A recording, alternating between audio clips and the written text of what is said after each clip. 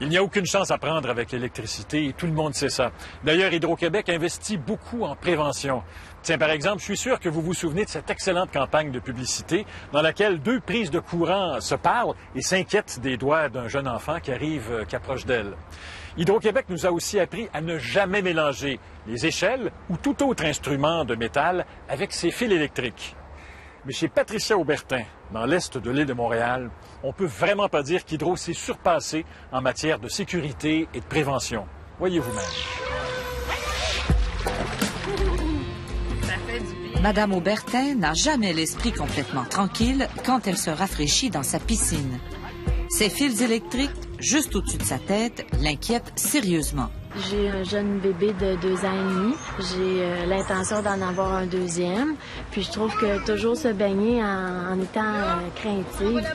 C'est sûr que ça tombe pas comme ça, mais il suffit d'une bad luck pour que ça arrive. La demande à Hydro, c'est que j'aimerais qu'il pousse le poteau pour qu'il n'y ait pas d'accident, là. En 2001, un an après avoir acheté la maison, Madame Aubertin demande à Hydro-Québec de repousser la ligne électrique sur la limite arrière de sa cour. Un agent de service vient sur place et constate qu'un poteau électrique avait été érigé carrément dans la cour. Il prend aussi connaissance du certificat de localisation attestant qu'Hydro-Québec n'avait jamais obtenu de servitude sur cette propriété. Ils disent bien que nous ne possédons pas de servitude sur votre terrain. Vous devrez assumer tous les frais requis pour ce déplacement. Étonnée par cette réponse, Madame Aubertin recontacte Hydro-Québec en 2002. Cette fois, on lui envoie un technicien. Le technicien m'a dit, on est déjà venu dans votre cour, puis je pense pas que la situation va changer, à moins que vous déboursiez un montant de 14 000 $. C'est sûr que je dépenserais pas ce montant-là. Mais moi, 14 000 $, c'est quand même beaucoup, là. Déterminée à obtenir gain de cause, elle réactive pour la 3e fois son dossier cet été. En fait, son terrain a ceci de particulier qu'il est à la jonction de l'eau qui n'ont pas tous la même profondeur. Son poteau a été placé en ligne avec la limite du terrain de ses voisins de gauche, un terrain moins profond que le sien.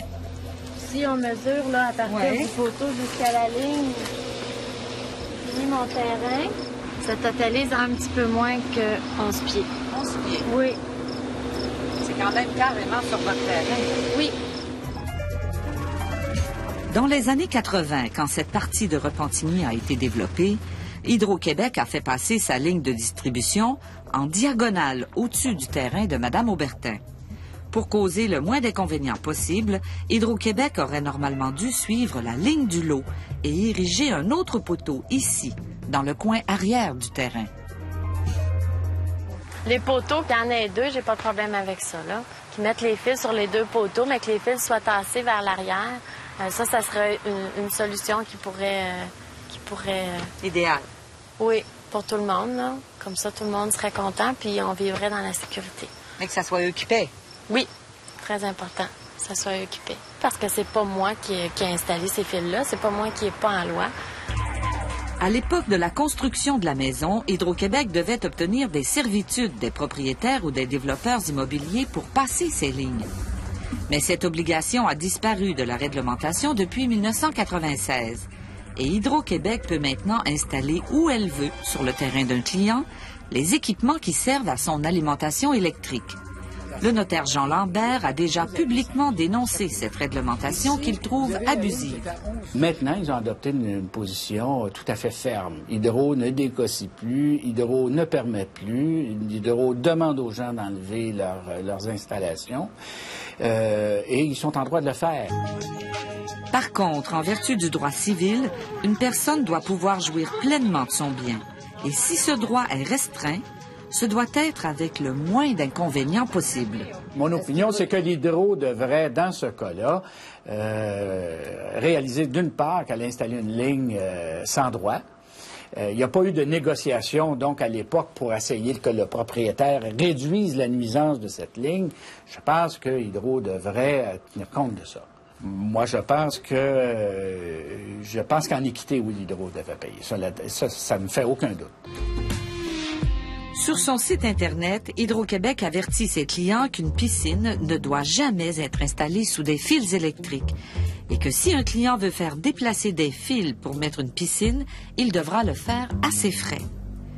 Madame Aubertin aurait-elle pu installer sa piscine ailleurs? C'est sûr que si je la mets en plein milieu, j'ai plus de cours, fait qu'on peut plus circuler. Si vous l'aviez poussée par là... Bien, on peut plus rentrer dans la cour, parce que la porte de la cour est ici. Si je mets ma piscine ici, mais il n'y a pas d'endroit pour rentrer. Logiquement, pour vous, c'était votre seul emplacement? Oui, c'était ma seule emplacement. Et si ça se règle pas, qu'est-ce que vous allez faire? J'ai l'intention de déménager. C'est plate parce que c'est une maison que j'ai achetée en 2000. Ça fait quand même 4 ans et demi que je l'ai. C'est une petite maison, mais on l'a mis à notre goût. 3 ans se sont écoulés depuis la première démarche de Mme Aubertin auprès d'Hydro-Québec. Un agent de service et un technicien sont venus sur place sans résultat.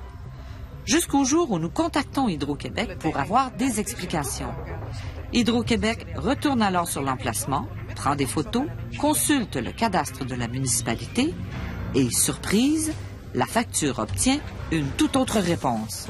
On accepterait de payer les frais, mais parce qu'il s'agit d'un cas exceptionnel où, bien que le réseau n'a pas été mal bâti au départ, il en résulte aujourd'hui quand même un certain inconvénient pour la cliente. On voit aussi que c'est donner la réponse strictement réglementaire puis dire mais qu'elle déplace sa piscine, elle aurait même pas dû la mettre là. On a vu par nos photos là, que c'est pas très évident en pratique.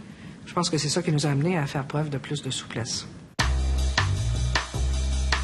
Après 3 démarches infructueuses, Mme Aubertin aura finalement ce qu'elle désire. Et sa famille pourra probablement se baigner en toute sécurité l'été prochain.